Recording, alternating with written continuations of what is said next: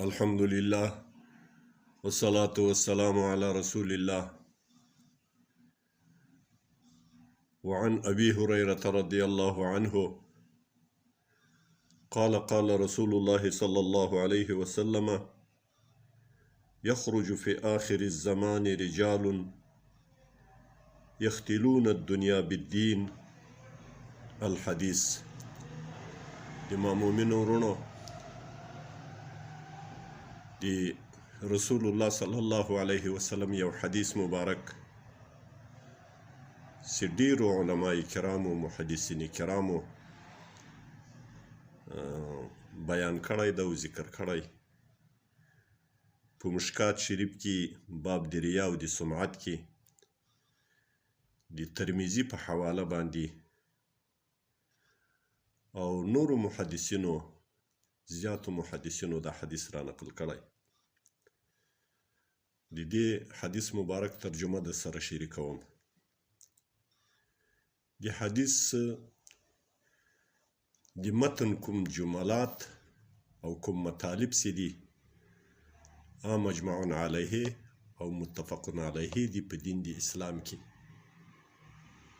چې کوم څه په دې حدیث کې ذکر دي په دې ټولو باندې د اسلام او اسلامي علماو اتفاق ده. رسول الله صلی الله علیه وسلم فرمایي په اخر زمانه کې به څه داسې کسان پیدا سي راوځي چې په دوی کې به دغه لاندې ذکر سوي عادتونه یي. لومړی یختلون الدنیا بالدین، طلبوي به دنیا په دین باندې، د دین په پوښ کې د دین په نامو باندې د دین په عنوان باندې به مقصود ورته دنیا حصولي. نو دا تاجر د دنیا ده، خو د دنیا تجارت او د دنیا حصول د دین په خرڅولو او د دین په تجارت کولو سره کوي. چې الله عز وجل فرمایي چې دا کسانو تجارت ډیر خسارهمند ده. فما ربحت تجارتهم وما كانوا مهتدين. د دې آیت باندې دغه جمله ثابته ده چې دوی دنیا په دین باندې طلبوي. دا یو شنیع او ذلیل عادت. دوم خو ابتدایي یلبسون للناس جلود الضأن من اللین. دوی اغوستي وي د انسانانو د دوکه کولو دپاره پوستونه د مړیي مالونو، یعنی دوی خلقو ته ځانونه ورع او تقوادار او دیندار او دین دوسته معرفي کوي. ولې د تقوادارو لباسونه یې اغوستي، د عالمانو لباسونه یې اغوستي، د زاهدانو پیشن او حلیې لري. نو خلقو ته ځان زاهدانو، عارفانو او تقوادار معرفي کوي. دا وایي دوی تملق کوي او ریا کوي، ورلیدل کوي خلقو ته چې ما وپېژنه زه دغه جامع انسان یم. او په صحیح حدیث کې بل ځای راځي چې رسول الله صلی الله علیه وسلم فرمایي: ان الله لا ينظر الى صوركم واموالكم. الله د تاسې په شکلونو باندې د تاسې په مالونو حساب له تاسې سره نه کوي، او د هغو ته نظر نه کوي چې که د تاسې شکل سم و نو تاسې سم یاست، خدای ته قبول یاست. که د تاسې مالونه زیات و نو تاسې خدای ته قبول یاست. ولكن ينظر الى قلوبكم واعمالكم او كما قال. لیکن الله د تاسې زړونو ته ګوري چې تاسې په زړو کې څه دي، د خدای له مخلوقه سره څه مستتر کړي، څه مزمر کړي. او د تاسې عملي کردار ته ګوري چې تاسې په عمل کې څه کوئ. نو دا ظاهري لباس دا د دوکې، د تملق، د ریاکاري او د منافقت لباس ده. دغه عادت او دغه خوی د منافق ده، او نفس ریا دا د منافق خوی ده، عادت ده. هر عمل چې منافق کوي د خلقو د لیدو دپاره یې کوي، نه د عقیدې په بنیاد باندې. نو که یو انسان څه هم دی ځان له نفاق او منافقت ډیر لرې بولي، خو دی په ظاهر کې د نیکو حلیو، د نیک لباسو، د نیک نام و شهرت تظاهر کوي خلقو ته، خو په واقع کې د ده عمل و کردار هغسې نه وي.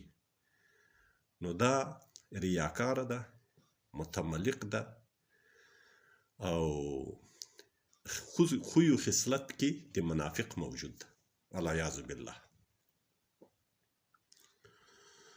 دریم عادت کې دای السنتهم احلا من السکر، زبی خویی تر شکرو، ډیر خواږه غیږي، ډیرې خوږې ډیرې پستې خبرې کوي، خو د دوی د بدن د عملي کردار او د ژبې د ویناګانو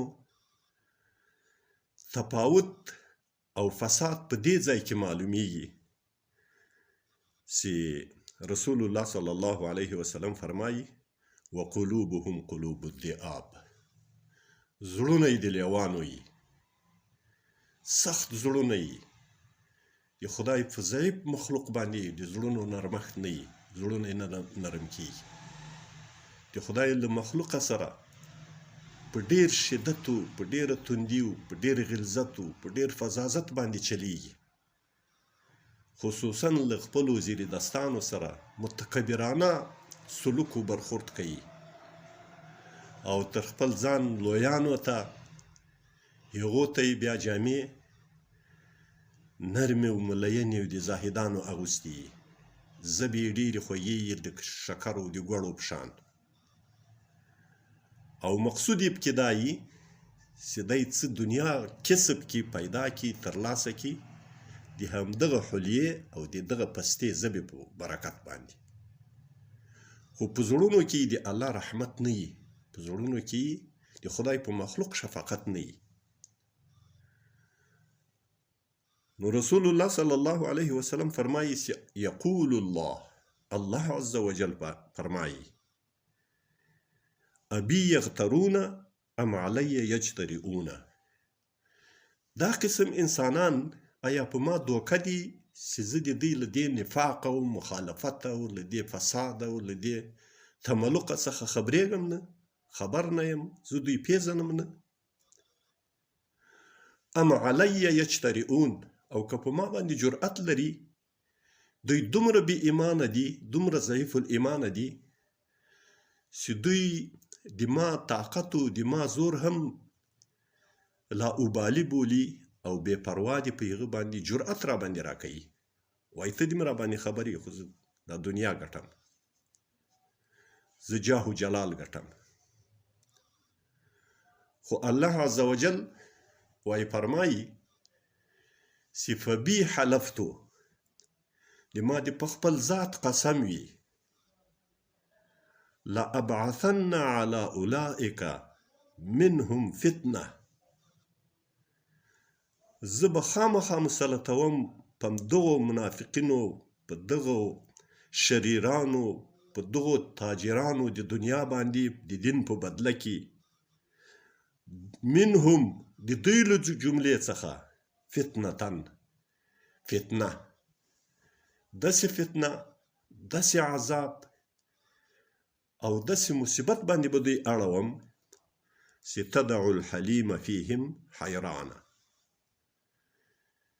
چې پاته سي هغه تدبیر لرونکی په دوی کې او هوښیار په دوی کې، هغه لار ایستونکی په دوی کې حیران پاته سي چې اوس له دې فتنې څرنګه ووځو. نو الله عز وجل دې موږ له داسې ذلیلو خاصو څخه وساتي او ډېر د خطر په دنیا کې اوسېږو.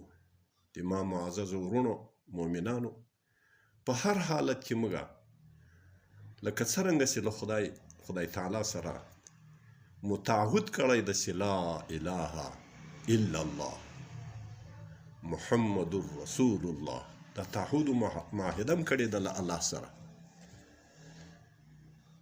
چې له الله پرته بل څوک نه منم د بل چا حکم نه منم د بل چا فیصله نه منم د بل چا لویي نه منم د بل چا طاقت نه منم د بل چا زور نه منم او محمد رسول الله الله منم خو د محمد رسول الله صلی الله علیه وسلم په گفته یې منم په ډول یې منم